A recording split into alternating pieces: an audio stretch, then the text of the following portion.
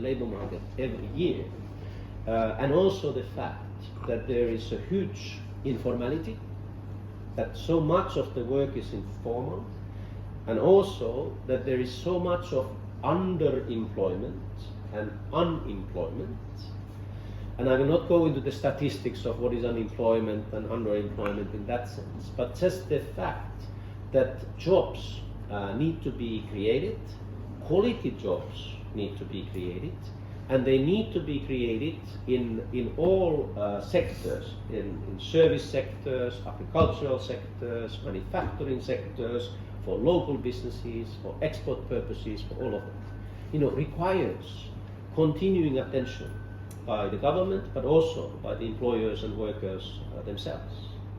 So the job agenda, employment agenda, is very, very pertinent, and we feel that it is as urgent as ever. And that's why in the ILO's work we talk to employment programs, we talk to employment policies, we talk to labor administration and labor market governance.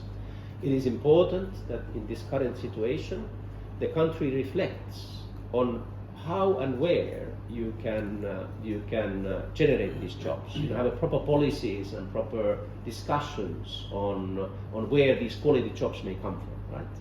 So that's very, very important to us. In that process, we have been working quite a lot with the government and with the private sector workers too on skills development, on modernizing vocational and skills training, because investments in human capital, investments in people are needed before you can get a job, before you can talk about productivity, before you can talk about growth, before you can talk about any of these issues.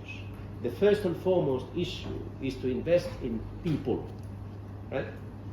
So the quality of skills, the quality of education, primary education of course, but the quality of course also vocational and skills training at all levels, right?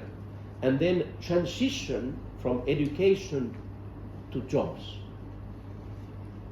How do you know what kind of a job awaits for you? How ready are you? How jobs ready are you? How employable are you as a young person, as a man or a woman, girl or a boy, right?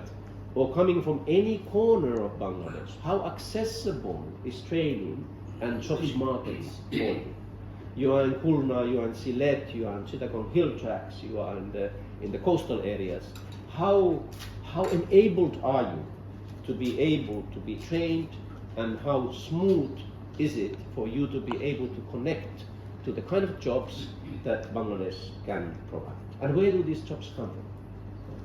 So this is something that very much we are always promoting, to look into how to systemically change, but how the different parts, the vocational training institutions, the employers, the government, what is the role, right, in that process. And I want to lastly mention on this matter that it's very important to us that there is gender equality and that there is access